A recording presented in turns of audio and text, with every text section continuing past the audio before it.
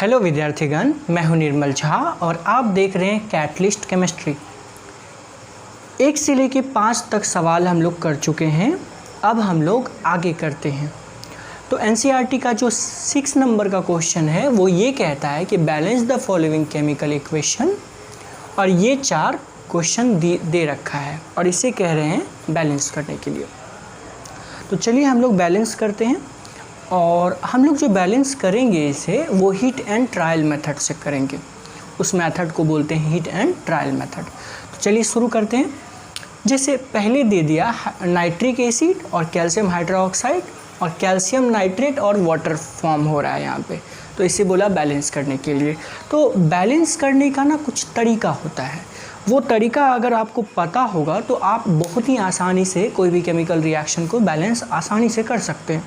तो क्या है वो तरीका? तरीका ये है कि पहले आप मेटल को बैलेंस करेंगे और प्रोडक्ट में जो मेटल के साथ है, कंबाइन है, उसको करेंगे।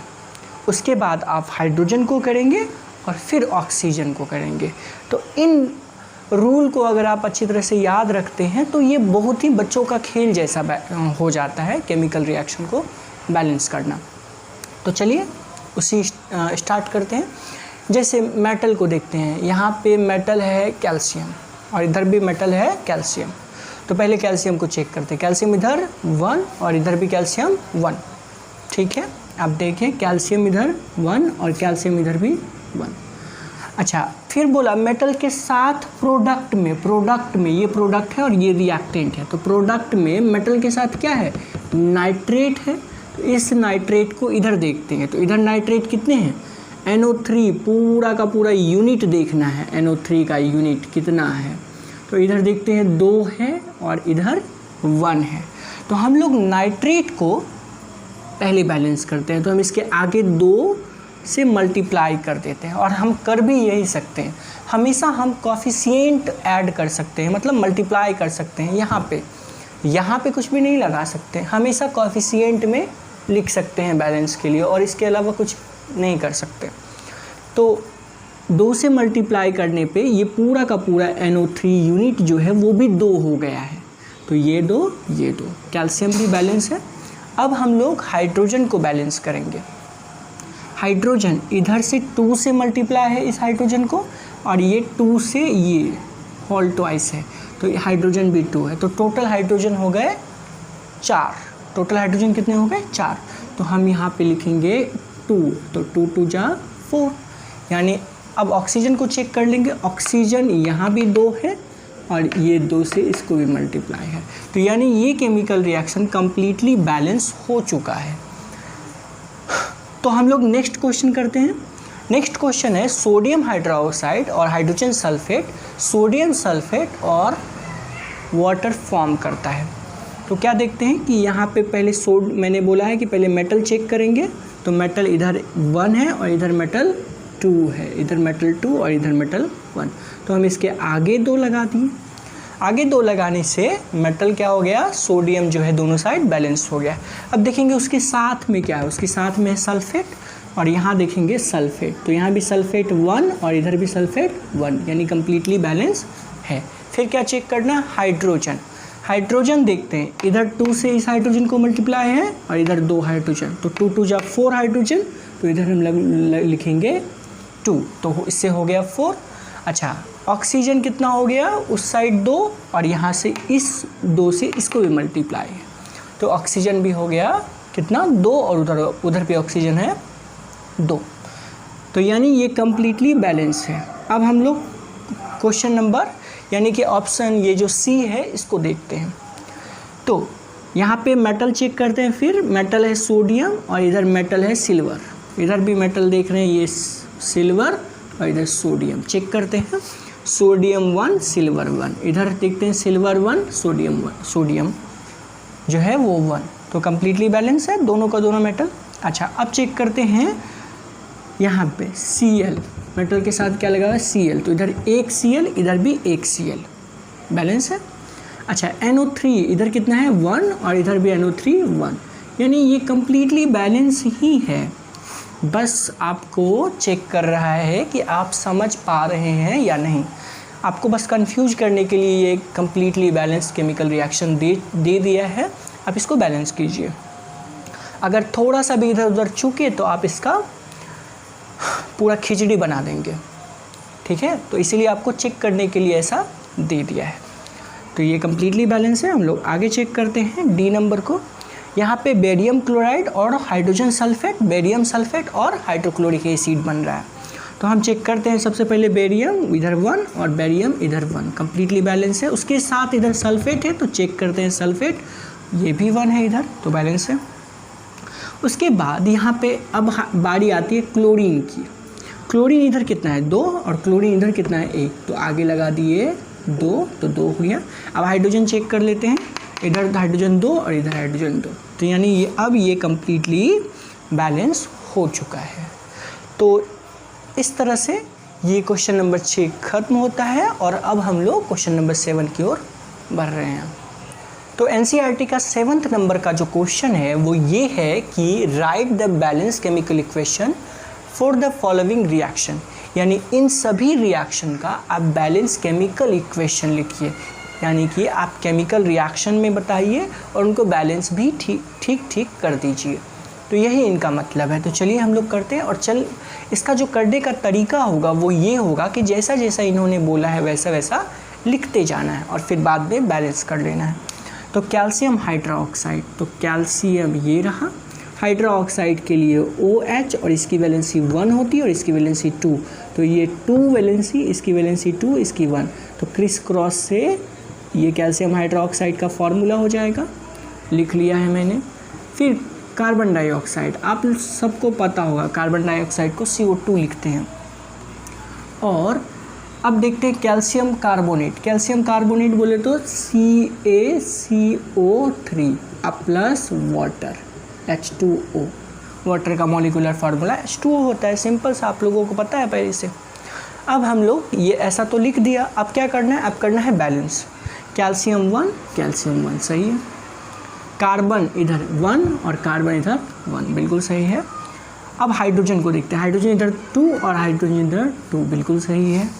अब ऑक्सीजन को चेक करते हैं, 2 ऑक्सीजन इससे भी मल्टीप्लाई है और 2, तो 2 2 जा 4, तो इधर CO3 3 ऑक्सीजन इधर और 1 ऑक्सीजन इधर 4, यानी कम्प्लीटली बैलेंस है, ये रिएक्शन कम्प्लीटली बैलेंस है।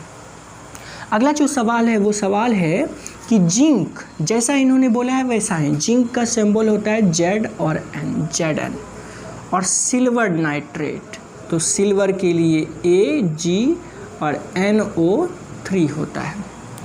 फिर बोला है इन्होंने कि जिंक नाइट्रेट बनता है इससे ZnNO3।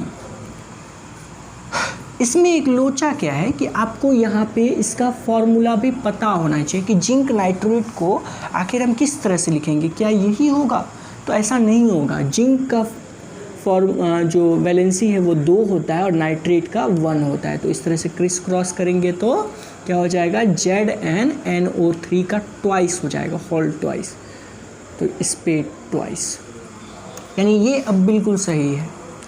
तो जिंक नाइट्रेट और सिल्वर Ag अलग। अब क्या करना, एक लोचा हो गया कि बैलेंस करना बहुत ही ज़रूरी है, क्योंकि नहीं बैलेंस करेंगे, क्योंकि नाइट्रेट इधर 2 है और इधर नाइट्रेट 1 है, तो क्या करेंगे, बैलेंस करेंगे, 2 से मल्टीप्लाई कर दिया इधर ताकि नाइट्रेट 2 हो जाए, और नाइट्रेट 2 होने के चक्कर में क्या हो गया, यहाँ से जो सिल्वर है वो क्या हो गया, 2 हो गया, तो इधर सिल्वर के आगे भी 2, यानी अब ये कम्प्लीटली बैलेंस हो चुका है। आगे बात करते हैं अल्मुनियम। अल्मुनियम के लिए Al हम लोग यूज़ करते हैं, और कॉपर क्लोराइड, कॉपर क्लोराइड को CuCl2 लिखेंगे, तो अल्मुनियम कॉपर क्लोराइड और बनाता है अल्मुनियम क्लोराइड। तो अल्मुनियम क्लोराइड आपको पता है कि Al इसका वैलेंसी 3 और क्लोरीन की वैलेंसी 1, क्रिस क्रॉस करेंगे तो AlCl3 हो जाएगा, क्या हो जाएगा, AlCl3। और फिर बोला है कि कॉपर बिल्कुल अकेले हो जाएगा, तो कर देते हैं। अब हम लोग ठीक कर लेते हैं, किस तरह से कर सकते हैं। इधर देखिए, अल्मुनियम 1 बिल्कुल सही है, कॉपर 1 बिल्कुल सही है, लेकिन क्लोरीन का टेंशन है, क्लोरीन इधर 2 और क्लोरीन इधर 3 ऐसा आ चुका है। तो अब क्या करें, इधर क्या करते हैं कि 3 से मल्टीप्लाई कर देते हैं और इधर 2 से मल्टीप्लाई कर देते हैं और जो काम बिगड़ गया उसको ठीक कर लेते हैं। कॉपर के आगे 3 लगा देते हैं क्योंकि कॉपर 3 बन चुका है और अल्मुनियम 2 इस 2 के कारण हो चुका है, तो अल्मुनियम के आगे इधर 2 लगा लेते हैं। अब ये कम्प्लीटली बैलेंस केमिकल रिएक्शन हो चुका है। आगे बात करते हैं, हमारा जो डी है यहाँ पे बोलता है कि बैरियम क्लोराइड, तो BaCl2 प्लस पोटेशियम सल्फेट, तो KSO4। यहाँ पे K के लिए मैंने क्यों लिखा है, K का वैलेंसी 1 और सल्फेट का वैलेंसी 2, क्रिस क्रॉस करेंगे तो K2SO4 जो इसका ओरिजिनल फार्मूला होगा वो ये होगा K2SO4। फिर हम इधर आगे बढ़ेंगे और बोलता है बैरियम सल्फेट बनता है, तो BaSO4 और बनता है पोटेशियम क्लोराइड, तो KCl। अब चेक कीजिएगा, समझिएगा बात को। बेरिलियम की भी वैलेंसी 2, बैरियम की भी वैलेंसी 2 और सल्फेट की भी वैलेंसी 2, तो इसीलिए ये सही है बिल्कुल, BaSO4 बिल्कुल सही। पोटेशियम की वैलेंसी 1 और क्लोरीन की वैलेंसी 1, तो इसीलिए KCl फार्मूला बिल्कुल ही सही है। अब क्या करना है, यानी मॉलिक्यूलर फार्मूला मैंने बिल्कुल सही लिखा है, तो अब क्या करना पड़ेगा, अब करना पड़ेगा बैलेंस। कैसे बैलेंस करेंगे, बैरियम इधर 1 और सल्फेट भी 1, तो बैरियम इधर 1 और सल्फेट भी इधर 1 है। ये नहीं देखना है, ये सब नहीं देखना है, ये तो वैलेंसी लिखा है मैंने नीचे।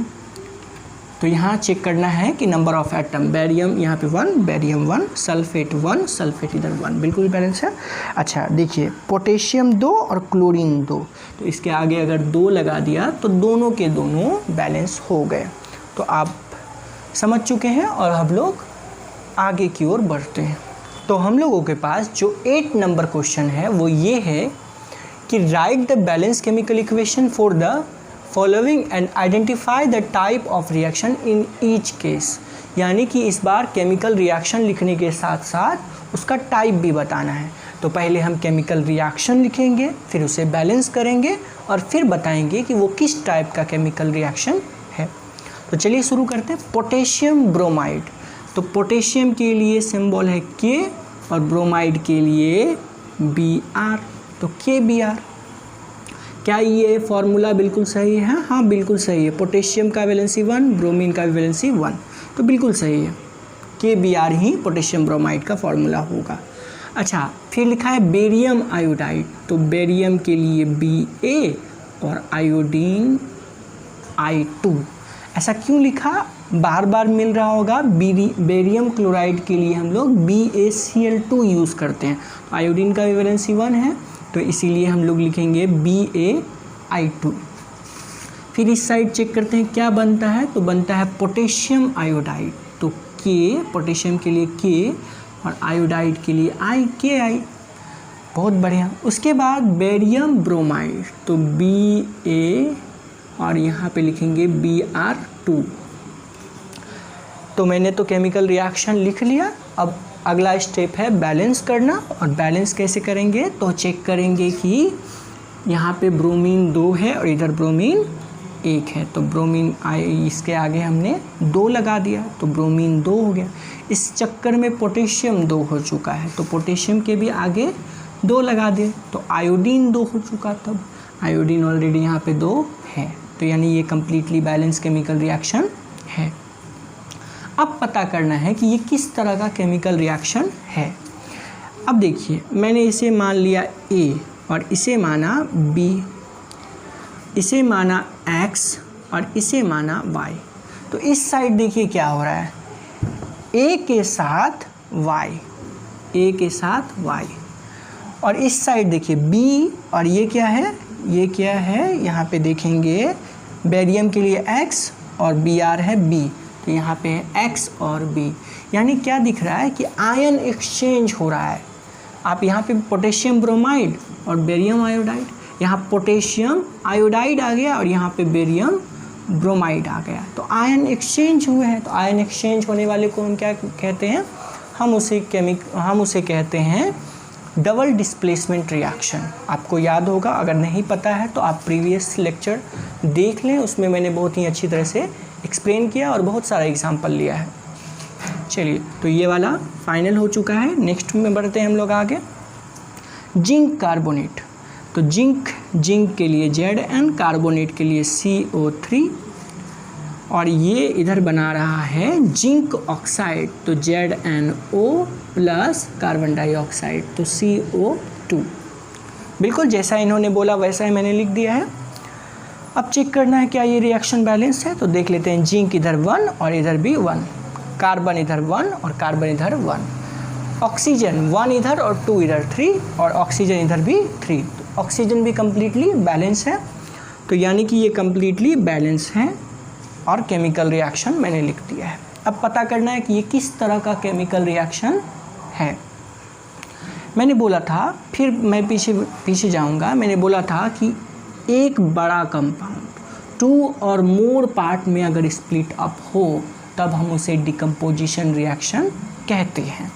और ये चीज़ें जो है ना वो हीट के कारण ही होती है, तो इसे हम लोग थर्मल डिकम्पोजिशन बोलेंगे। ऐसा ज़रूरी नहीं है, जब हम सेपरेट करते हैं डिकम्पोजिशन को तभी हम लोग कुछ ऐसा सोचते हैं, मतलब बोलते हैं कि ये इलेक्ट्रोलाइटिक है या थर्मल है या फोटोकेमिकल है। यहाँ पे सिंपल डिकम्पोजिशन रिएक्शन है। आगे बढ़ते हैं हम लोग। हाइड्रोजन, तो यहाँ पे लिखते हैं H2, गैस है H2 प्लस क्लोरीन के लिए Cl2, और गिव्स यहाँ पे हाइड्रोजन क्लोराइड, तो HCl। तो ऐसा तो लिख दिया। अब क्या करना है, बैलेंस करना है। बैलेंस, हाइड्रोजन 2, क्लोरीन 2 और ये एक है, तो आगे 2 लगा देते हैं। तो ये कम्प्लीटली बैलेंस हो चुका है। किस टाइप का केमिकल रिएक्शन है, ये है कॉम्बिनेशन रिएक्शन। 2 या 2 से अधिक क्या हो रहा है, कंबाइन होके एक सिंगल प्रोडक्ट बना रहा है। तो सिंगल प्रोडक्ट बनाने वाले को हम लोग क्या बोलते हैं, कॉम्बिनेशन रिएक्शन बोलते हैं। तो ये भी कंप्लीट हो चुका है। अब हम बात करते हैं डी की। मैग्नीशियम को लिखा Mg प्लस हाइड्रोक्लोरिक एसिड, तो HCl, और इधर बनाता है मैग्नीशियम क्लोराइड, तो MgCl2 लिखूँगा। क्यों लिखूँगा, क्योंकि मैग्नीशियम का वैलेंसी 1 और क्लोरीन का वैलेंसी 1, तो क्रिस क्रॉस होके MgCl2 हो गया। और इधर हाइड्रोजन गैस। अब मेरे हिसाब से आपको अच्छी तरह से पता होगा कि ये किस तरह का रिएक्शन है। HCl में, हाइड्रोक्लोरिक एसिड में जब मैग्नीशियम डाला तो हाइड्रोजन गैस रिमूव हो गया। तो आप समझ पा रहे हैं कि किस तरह का रिएक्शन है ये है सिंगल डिस्प्लेसमेंट रिएक्शन। वैसे भी आपको पता होगा मैग्नीशियम हाइड्रोजन से ज़्यादा रिएक्टिव है, तो हाइड्रोजन को क्या कर दिया है, डिस्प्लेस कर दिया है। तो ये जो रिएक्शन है वो किस तरह का रिएक्शन है, ये रिएक्शन है सिंगल डिस्प्लेसमेंट रिएक्शन। अच्छा, एक चीज़ छूट गया है, बैलेंस करना। मैग्नीशियम सही है, क्लोरीन 2, हाइड्रोजन 2, तो यहाँ पे हम आगे 2 लगा देते हैं। तो ये कम्प्लीटली बैलेंस हो चुका है। तो चलिए अब हम लोग क्वेश्चन नंबर 9 की ओर बढ़ते हैं। अब जो NCERT का सवाल मैंने लिया है वो 3 सवाल को मैंने एक साथ लिया है, 9, 10th और 11th। What does one mean by the exothermic and endothermic reaction? Give one example. तो ऐसा सवाल पूछा है कि आप बताइए कि इंडोथर्मिक और एक्सोथर्मिक रिएक्शन का क्या मतलब होता है और एक एग्जाम्पल बताइए। तो सबसे पहले शुरू करते हैं। जैसे एक केमिकल रिएक्शन है, A से B बनता है। अगर इसमें हीट रिक्वायर हो तब हम इसे बोलेंगे कि ये इंडोथर्मिक रिएक्शन है, ये इंडोथर्मिक रिएक्शन है। अगर कोई A से B कोई प्रोडक्ट बनता है और इसमें हीट रिलीज़ होता है तब हम इसे बोलते हैं एक्सोथर्मिक रिएक्शन है। आसान सा है। क्या मतलब होता है कि अगर हीट रिक्वायर हो केमिकल रिएक्शन को होने में तो वो एंडोथर्मिक है।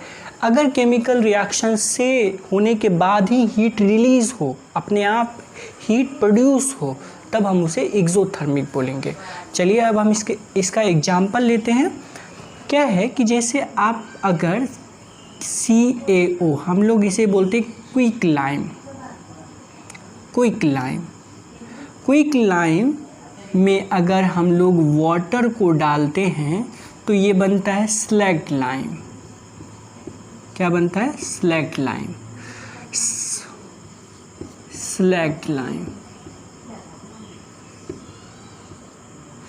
अच्छा, अगर ये रिएक्शन ना आप लोगों ने बहुत बार देखा होगा, हो सकता है ऐसा, मुझे ऐसा लगता है मैंने कई बार ऐसे रिएक्शन को देखे हैं।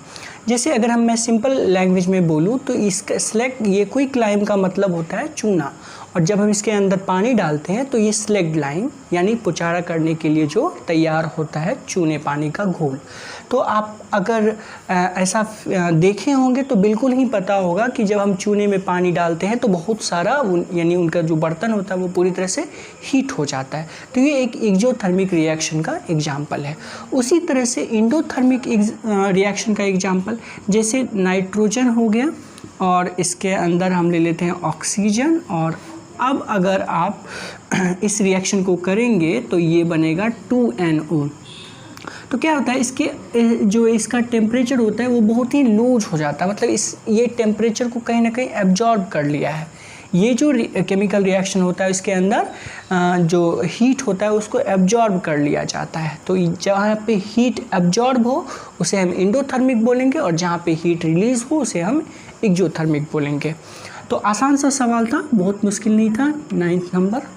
अच्छा, अब 10th नंबर की बात करते हैं। 10th नंबर में why is respiration considered an exothermic reaction, यहाँ बोल रहा है एक्सप्लेन करने के लिए। तो आसान सा सवाल ये भी है, बस थोड़ा सा लॉजिक लगाना है।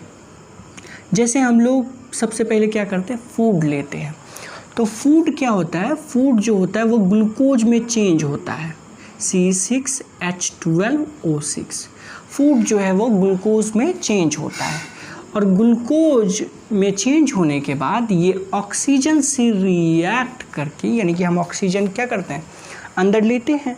तो ऑक्सीजन जब हम अंदर लेते हैं तो ये अंदर जाके ऑक्सीडाइज्ड होता है और ये बनाता है 6CO2 + 6H2O और प्लस एनर्जी। क्या बनाता है, एनर्जी। और अब हम कह सकते हैं कि बहुत सारा हीट भी प्रोड्यूस करता है। आप समझिए, बहुत ही आसान है। हमने खाना खाया, खाना ग्लूकोज में टूटता है, और जब हम ऑक्सीजन लेते हैं तो वो ग्लूकोज ऑक्सीजन से रिएक्ट करके कार्बन डाइऑक्साइड जो हम बाहर छोड़ते हैं, वाटर जो वेस्ट में जाता है, और एनर्जी जो बॉडी को चलाने के लिए ज़रूरत होता है। और इसकी इन सारे प्रोसेस में हीट भी रिलीज़ होती है, और यही कारण है कि हमारे बॉडी का टेम्परेचर हमेशा मेंटेन रहता है, क्योंकि ये रिएक्शन लगातार चलती रहती है, क्योंकि हम लोग लगातार ऑक्सीजन लेते रहते हैं और ग्लूकोज टूटता रहता है। तो ये जो हमारे बॉडी का टेम्परेचर है मेंटेन रहता है, वो ये एक्सोथर्मिक रिएक्शन के कारण ही होता है। तो आप लोग अच्छी तरह से शायद समझ चुके हैं इन बातों को कि ऐसा क्यों होता है। और अगला जो सवाल है वो ये है, चलिए ये 10th नंबर हो गया। अगला जो सवाल है, why are decomposition reaction called the opposite of combination reaction, write the equation for this reaction. आसान सा है, ये भी बहुत ही ज़्यादा आसान है। देखिए, जैसे ना क्या किए कि calcium oxide plus carbon dioxide, इस समझिएगा बात को, कैल्शियम ऑक्साइड और कार्बन डाइऑक्साइड दोनों कंबाइन होकर बनाता है CaCO3 यानी कैल्शियम कार्बोनेट। अगर हम इसे हीट करें, इस कैल्शियम कार्बोनेट को हीट करें तो ये वापस से वही हो जाएगा CaO और CO2। तो आप देख रहे हैं कि यहाँ दो या दो से अधिक रिएक्टेंट कंबाइन होकर सिंगल प्रोडक्ट बनाते हैं। तो कॉम्बिनेशन और सिंगल प्रोडक्ट दो या दो से अधिक पार्ट में स्प्लिट अप हो रहे हैं, तो क्या हो गया, डिकम्पोजिशन रिएक्शन। तो आप समझ पा रहे हैं कि कॉम्बिनेशन, और यहाँ पे देखिए कॉम्बिनेशन का जो प्रोडक्ट है वो डिकम्पोजिशन का रिएक्टेंट का काम कर रहा है, तो दोनों एक दूसरे के अपोजिट है। ऐसे समझिए, मैं यहाँ पे लिख रहा हूँ इसको CaCO3, हम इसको हीट करेंगे तो ये बन जाएगा CaO और CO2। बस सिंपल सा समझिएगा, बस एरो चेंज कर देंगे। ये वाला क्या है, डिकम्पोजिशन रिएक्शन है, बस इसको इसके एरो को चेंज करेंगे तो ये कॉम्बिनेशन हो गया। ये दोनों कंबाइन होके ये बनाता है, यानी कि सिर्फ एरो, यानी कि उल्टा है एक दूसरे का। ऐसे कर दिए तो ये हो गया कॉम्बिनेशन, और ऐसे कर दिए तो ये हो गया डिकम्पोजिशन। तो इसीलिए हम कॉम्बिनेशन और डिकम्पोजिशन को एक दूसरे का अपोजिट बोलते हैं कि ये एक दूसरे का अपोजिट होता है। एक और एग्जांपल लेते हैं, आसान सा है। KClO3 जब हम इसे हीट करते हैं तो होता है KCl प्लस 3O2। बैलेंस कर लेते हैं। देखिए ये हो गया कॉम्बिनेशन रिएक्शन। जब हम इसको एरो करेंगे, ऐसे करेंगे तो ये हो गया, सॉरी उल्टा हो गया था, कोई बात नहीं, ये हो गया डिकम्पोजिशन रिएक्शन, और इसके एरो को अगर हम उल्टा कर दिए तो ये हो गया कॉम्बिनेशन रिएक्शन। तो बहुत आसान सा है।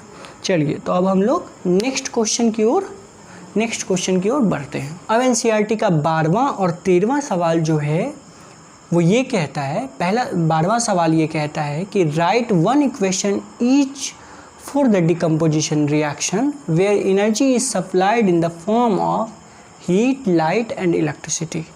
ये बहुत ही आसान सवाल है। थियोरेटिकल पार्ट आपने अगर देखा है मेरा तो ये सवाल बहुत ही हलवा है। तो चलिए हम लोग स्टार्ट करते हैं। बोला है डिकम्पोजिशन रिएक्शन होना चाहिए, तो CaCO3 इसको हीट किया तो हीट करने से ये हो जाता है CaO और CO2।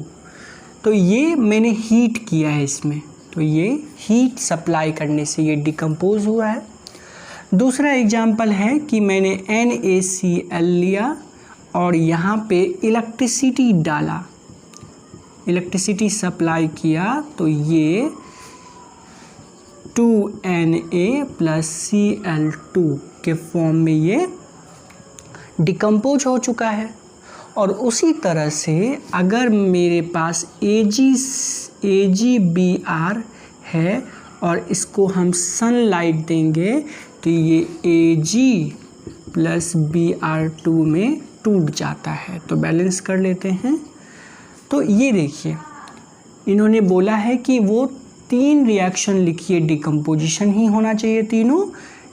अगर हीट दे तो डिकम्पोज हो, इलेक्ट्रिसिटी दे तो डिकम्पोज हो, और लाइट दे सनलाइट तो डिकम्पोज हो। तो ये तीनों एग्जाम्पल है और यही बिल्कुल सही है।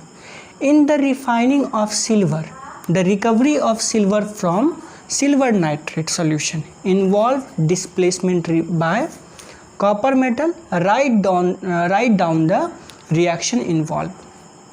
तो बोला है कि सिल्वर नाइट्रेट से सिल्वर रिकवर करना है, तो हम लोग कॉपर को उसमें डाल के डिस्प्लेसमेंट रिएक्शन कराते हैं तो हमको सिल्वर मिलता है। तो इसके लिए आप केमिकल रिएक्शन लिखिए। तो सिंपल सी बात है, सिल्वर नाइट्रेट हो गया ये, इसके अंदर कॉपर डाला तो यहाँ पे हो गया copper nitrate CuNO3 plus Ag। अब क्या करना है, कुछ गड़बड़ है क्या? बिल्कुल गड़बड़ है। कॉपर नाइट्रेट का ट्वाइस होगा, तो हम लोग क्या करते हैं, इसको बैलेंस कर लेते हैं। क्या करें, बैलेंस कर लिया तो यही रिएक्शन इन्वॉल्व होगा। बिल्कुल सिल्वर नाइट्रेट में कॉपर डाला तो कॉपर नाइट्रेट हो गया और सिल्वर डिस्प्लेस हो गया, सिल्वर डिस्प्लेस हो गया। ये रहा आपका प्योर सिल्वर। ठीक है, तो चलिए हम लोग एनसीईआरटी के आगे की क्वेश्चन करते हैं।